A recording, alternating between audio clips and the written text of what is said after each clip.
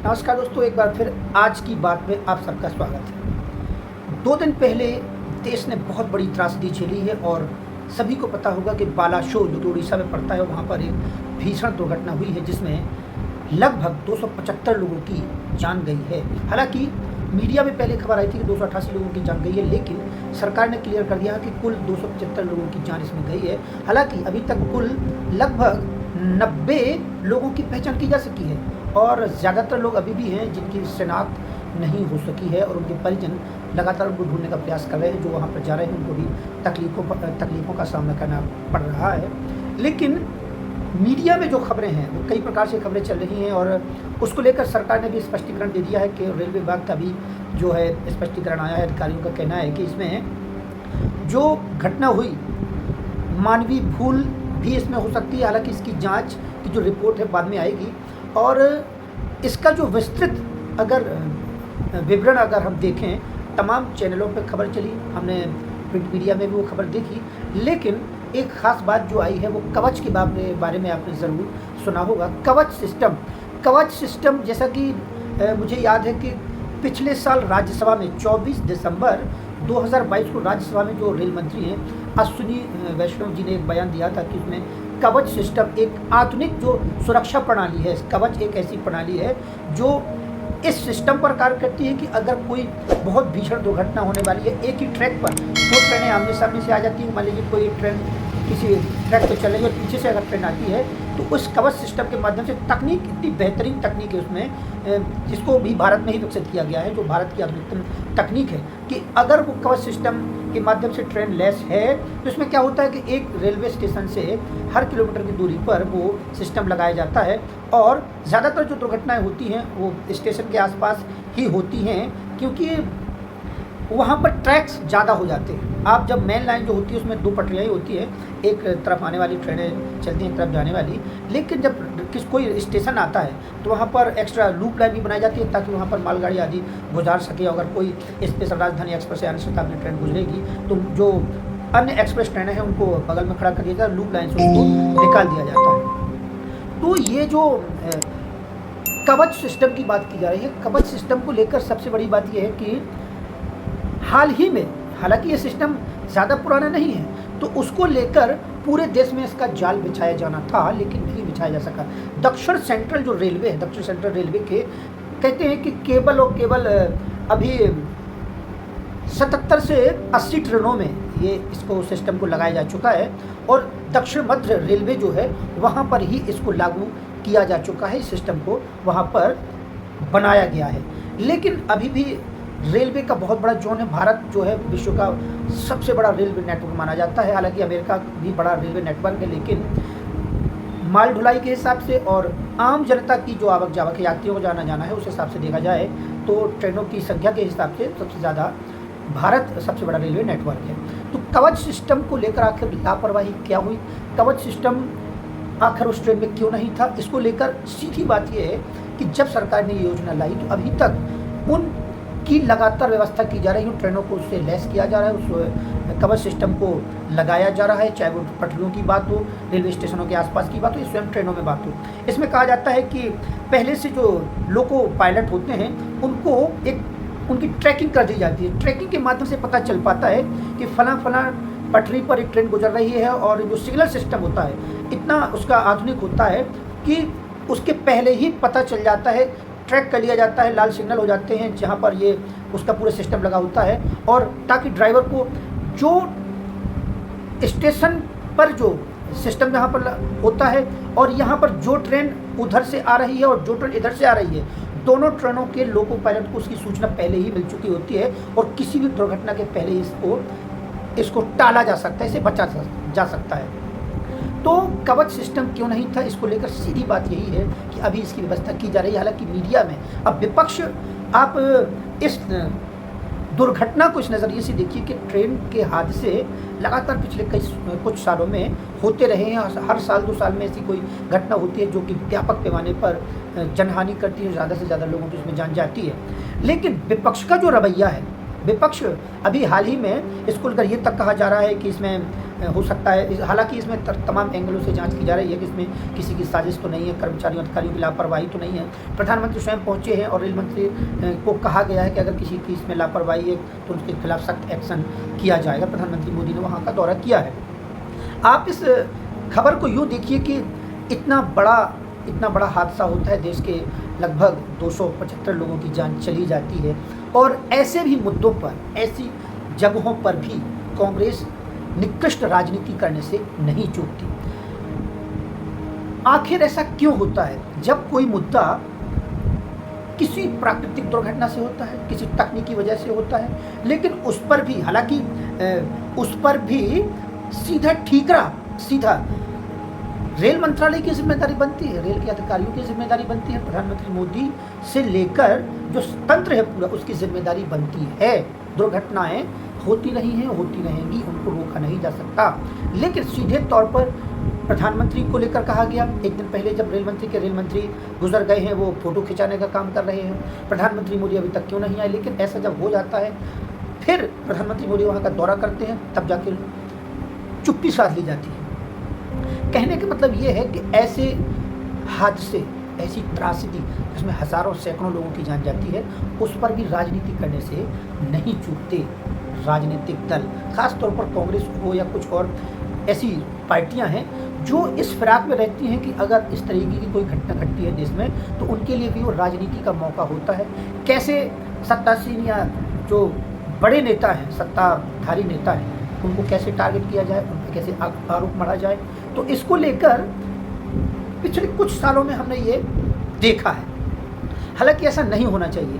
तो यहाँ पर कवच सिस्टम की जो बात की जा रही है, कवच सिस्टम को लेकर लगातार काम किया जा रहा है।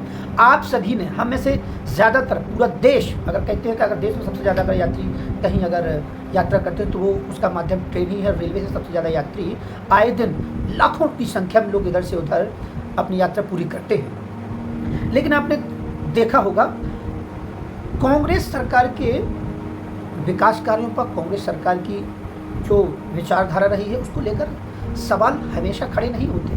बहुत कुछ किया है, हालांकि विपक्षी पार्टियां वो आरोप प्रत्यारोप लगाती रहती हैं। कांग्रेस ने बहुत किया है, रेलवे विभाग में भी बहुत कुछ विकास हुए हैं। हालांकि आज़ादी के पहले अंग्रेजों के शासन में ही रेलवे, कहते हैं कि 1853 में पहली ट्रेन मुंबई और थाने के बीच चली थी।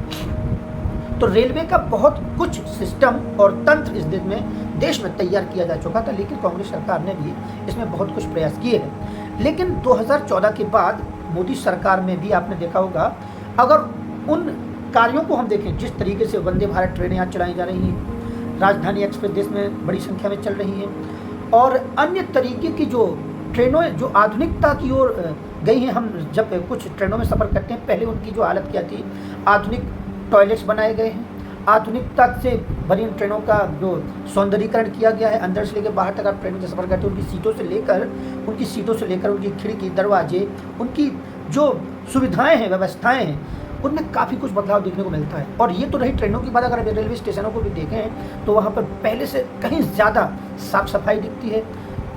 पत्थर, जो पुरानी जो सिस्टम थे, पुराने जो पत्थर लगे हुए थे स्टेशनों पे, जो सीमेंटीकरण हुआ था, या जो भी जहाँ पर व्यवस्थाएं थी, तो बेहतर ब्रिजों का निर्माण हुआ है, पुल का निर्माण हुआ है, और पत्थर बदले गए हैं, ट्रैक सिस्टम बदले गए हैं, प्लेटफॉर्म पे बहुत अच्छी सौंदर्यीकरण की व्यवस्था की गई है, कुर्सियाँ लगाई गई हैं, बैठने की अच्छी व्यवस्था की गई है।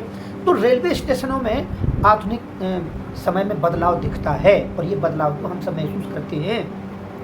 लेकिन इस बदलाव से हादसों को नहीं रोका जा सकता। इसीलिए सबसे ज़्यादा ध्यान जो सरकार को रहता है, सुरक्षा तंत्र पर रहता है। और वो सुरक्षा, जो ट्रेनों की सुरक्षा है, ट्रेनों की सुरक्षा और आए दिन जो दुर्घटनाएं होती हैं उनको रोका जा सके, और कैसे सुरक्षा को लेकर ज़्यादा से ज़्यादा और रेलवे को मजबूत बनाया जाए, इसको लेकर सरकार काम कर रही है। लेकिन विपक्ष द्वारा ऐसे मौके पर भी, जिसमें हादसे होते हैं और सैकड़ों लोगों की जान जाती है, राजनीति करना और राजनीतिक आक्षेप लगाना, राजनीतिक कमियां निकालना, ये बहुत ही निंदनीय है। मैं अभी देख रहा था कि मीडिया में तमाम तरीके की खबरें चल रही हैं, और स्पष्टीकरण भी सरकार ने दिया है कि इसमें लापरवाही की भी बात सामने आ रही है। हादसे को लेकर तमाम तरीके की बातें आ रही हैं। हालांकि स्पष्ट अभी भी नहीं किया जा सका है कि आखिरी दुर्घटना हुई किसकी लापरवाही से हुई। वहाँ पर जो कर्मचारी हैं, अधिकारी हैं, जो वहाँ पर जो सिग्नल सिस्टम के जो कर्मचारी बैठे हैं तो उनकी तरफ से लापरवाही हुई या लोको पायलट की ही तरफ से ये मिसिंग हुई है। तो ये जांच का विषय है और ये जांच आगे चल के किस दिशा में मुड़ती है और इसको लेकर क्या समाधान निकलता है और क्या हल निकलता है पता चलेगा बाद में। लेकिन आज मैं देख रहा था कि रवीश कुमार जैसे पत्रकार, रवीश कुमार जो कि आज बहुत बड़े, अब तो उनको पत्रकार भी नहीं कहा जा सकता, यूट्यूबर ही कहा जाएगा। तो हालांकि यूट्यूब पर आने के बाद वो बड़े बड़े पत्रकारिता के दावे करते हैं, तमाम मीडिया चैनलों पर, तमाम अखबारों पर, मतलब ऐसा लगता है कि संसार में, इस दुनिया में सबसे बड़े दूध के धुले रवीश कुमार ही हैं। एकमात्र ईमानदारी के जो पैरोकार हैं, ईमानदारी के शूर्य हैं, ईमानदारी के मुखौटा हैं, चेहरे हैं, केवल रवीश कुमार हैं। इस भारत में कोई ईमानदार ही नहीं है, कोई पत्रकार ही नहीं है और ईमानदारी का जो सबसे बड़ा जीता जागता सबूत है वो रवीश कुमार है। रवीश कुमार आए दिन इस तरीके की खबरें प्रमोट करते हैं। आप देखते हैं किसी चैनल पे जब वो, हालांकि चैनल का उनका जो शौक है, चैनल पे जो एनडीटीवी में थे वो एनडीटीवी में अपनी मन मर्जी से चलाया करते थे, उनमें उनकी स्टोरियाँ होती थी, खबरें होती थी और पूरे पूर्वाग्रहों पर काम करते थे। किसी भी तरीके से उन्हें प्रधानमंत्री नरेंद्र मोदी को कैसे टारगेट करना है इसको लेकर वो न्यूज़ करते रहे। इसको लेकर भी अगर कहें कि उनके समर्थक कौन हैं, उनको देखने वाले कौन हैं, तो कहा जाता है इसमें 90% जो उनके समर्थक हैं वो वामपंथी विचारधारा के लोग हैं, मुस्लिम हैं, कट्टरवादी लोग हैं और जो उनको नहीं देखते, जो उनका समर्थन नहीं करते, उनको वो गोदी मीडिया का नाम दे देते हैं। गोदी मीडिया हैं या अंधभक्त हैं या मोदी भक्त हैं। तो यहाँ पर रवीश कुमार का मैंने वो वीडियो देखा है, रवीश कुमार जिसमें बात करते हैं, इसके पहले भी तमाम मुद्दों पर मैं उसकी भी विस्तृत चर्चा करूंगा। और हालांकि एक जो बहुत बड़े जो सुप्रीम कोर्ट के वकील हैं और रिजवान अहमद जी, आजकल उनके तमाम तर्कों की धज्जियां उड़ा रहे हैं, उनके वीडियोस पर जिस तरीके का वो जहर उगल रहे हैं। सोशल मीडिया पे आने के बाद उनको जन समर्थन हासिल हुआ है, नौकरी छोड़ने के बाद आज उनके 60 लाख सब्सक्राइबर हैं, इसका भी वो जश्न मना रहे हैं। लेकिन आज भी उनकी आदत नहीं गई है, उनका वो शौक जो है वो न्यूज़ चैनलों का ही है। उनके हाथ में एक रिमोट होता है, एक बड़ी सी स्क्रीन होती है और एक हाथ में रिमोट लेकर के वो फिर फ्रीज करते हैं, फिर टीपी चलाते हैं, फिर वो एक लिखा हुआ कंटेंट जो उनकी टीम तैयार करती है। हाल ही में एक मैं आपको बात बता दूं कि जो बड़े यूट्यूबर हैं ध्रुव राठी को लेकर भी ध्रुव राठी में और रिजवान अहमद में ये तकरार हुई थी और रिजवान अहमद जी ने अच्छी खबर ली थी ध्रुव राठी को। ध्रुव राठी ने उस पर सफाई भी दी थी, उन्होंने वीडियो पे दोबारा से वीडियो में आने के बाद उस पर अपनी सफाई पेश की थी। लेकिन रिजवान अहमद जी ने दोबारा से जब काउंटर किया और उनको ये साबित किया कि आप गलत हैं, कहीं ना कहीं आपकी उस यूट्यूब पर जो आप कर रहे हैं वो गलत है और आपकी तर्कों में, आपके विश्लेषण में कमी है, तब जाके ये मामला शांत हुआ और ध्रुव राठी को अंत में कदम पीछे हटाने पड़े। लेकिन रिजवान अहमद आजकल सिर्फ अभी 3 या 4 वीडियो आए हैं और कुछ सप्ताह की ही बात है, 1 सप्ताह 2 सप्ताह पहले ही उन्होंने, रिजवान अहमद जी ने जो रवीश कुमार जैसे पत्रकारों का जो आईना है, जो उनका जो काला चेहरा है जनता के सामने रखा है। लेकिन अभी तक रवीश कुमार की, मैं सबसे बड़ी बात ये बता दूं कि रवीश कुमार ने आज तक अपने ऊपर सवाल उठाने वाले लोगों, अपने ऊपर उंगलियां उठाने वाली जो सवाल हैं, अपने ऊपर उंगलियां जो उठाने वाले जो तंत्र हैं, सिस्टम हैं, संगठन हैं, कभी भी उन पर कोई स्पष्टीकरण नहीं दिया है। रवीश कुमार अपने आप को बहुत बड़ा ईमानदार पत्रकार घोषित कर देते हैं। वो कहते हैं ना, आत्मविभोर और स्वयं जो आत्ममुग्ध इंसान होता है वो आत्ममुग्धता पर अपने आप को ईमानदारी का बहुत बड़ा चेहरा साबित कर देते हैं और सभी को बेईमानी करार दे देते हैं। लेकिन आज तक इस आदमी ने कभी भी किसी भी सवाल का, किसी भी आरोप का कोई जवाब नहीं दिया और ना उनके सामने आया है। आप जब रवीश कुमार के जो वीडियो पर जो कमेंट्स करते हैं, उन कमेंट्स को आप देखें, अगर जो उनके समर्थक होते हैं वो तो अच्छी बात है, लेकिन उनका विरोध करते हैं, आज तक कभी आपने एक कमेंट नहीं देखा होगा किसी का विरोध करें या किसी की सवाल का जवाब दें, वो कभी नहीं। तो रवीश कुमार जैसे पत्रकार और अन्य भी हैं, लेकिन कहते हैं कि रवीश कुमार जो ऐसे स्वघोषित ईमानदार पत्रकार हैं, जो ईमानदारी जो कहते हैं कि मतलब सरकार पर सवाल उठाना ही एक पत्रकार का धर्म है और विपक्ष का धर्म है। किसी भी कीमत पर, किसी भी पॉजिटिव खबर में, किसी भी सारगर्भित खबर में, किसी भी राष्ट्र प्रेम की खबर में, किसी भी सरकार की बड़ी योजना में, किसी भी अच्छे से अच्छे काम में हर तरफ निगेटिव बात करना ही इन वामपंथी पत्रकारों का मकसद है। और रवीश कुमार उसका सबसे बड़ा चेहरा है, जिसको ऐसे लोग फॉलो करते हैं, उसकी बातों का समर्थन करते हैं। तो इस तरीके की बात करने वाले कई और पत्रकार हैं, लेकिन रवीश कुमार उन सबका अगुवा है, उन सबका जो कहते हैं आदर्श है।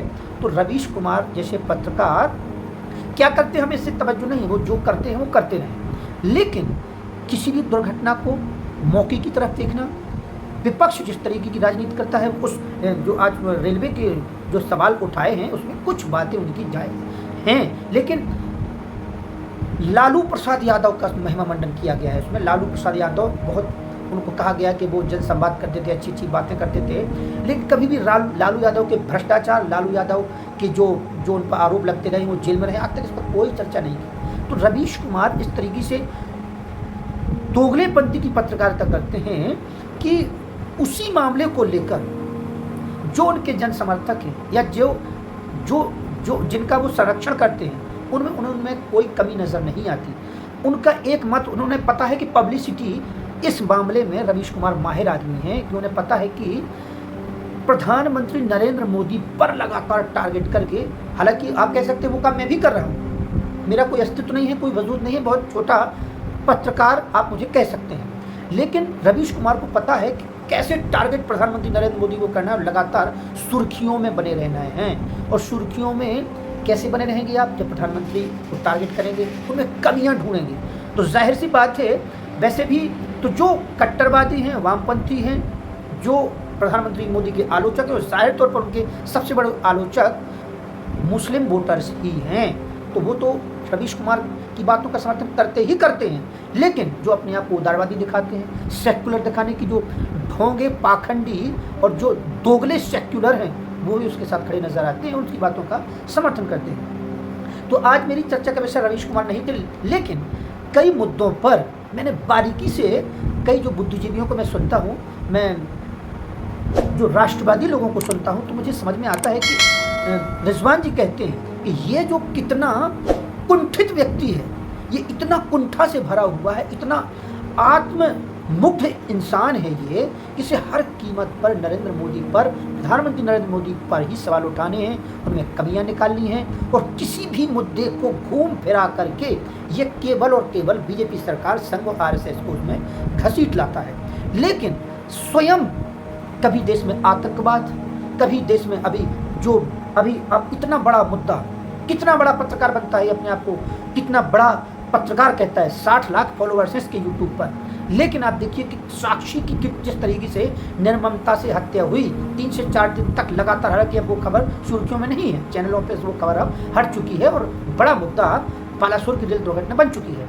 लेकिन ये जो रवीश कुमार है, इतनी बड़ी घटना होने के बाद, जिसने एक मुस्लिम युवक चाकू से गोद कर एक बच्ची को मार डालता है, वो कितनी बीभत्स हत्या है वो, इसको तमाम तरीके से नज़रिए से लोगों ने देखा, इस पर जांच की जा रही है।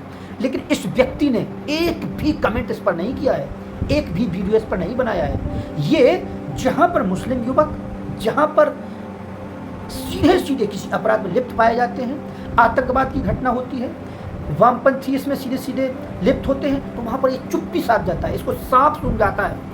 मतलब किस तरीके की पत्रकारिता है, फिर इसको लोग पत्रकारिता का भगवान बना देते हैं। किस तरीके का दोगलापन है ये, आखिर कौन है इसके समर्थक, मुझे समझ में यही नहीं आता है। पत्रकार वो होता है, मैं कई मुद्दों पर मैं अपनी बात नहीं करता, कई मैंने ऐसे जो देखे हैं, चैनल्स हैं, अखबार हैं, कई मोदी, आप उनको मोदी मीडिया का नाम दे सकते हैं, लेकिन वो भी उन पर सवाल उठाते हैं, उन पर आरोप लगाते हैं, उनकी निंदा करते हैं। मैं खुद कहता हूँ, जनसंख्या मुद्दे पर चुप नजर आ रही है बीजेपी, क्या कर रही है? किसान बिल को उसको वापस नहीं लेना चाहिए था, ले लेती है, हम उसके बिल्कुल सख्त खिलाफ थे। आज सख्त से सख्त कानून आना चाहिए।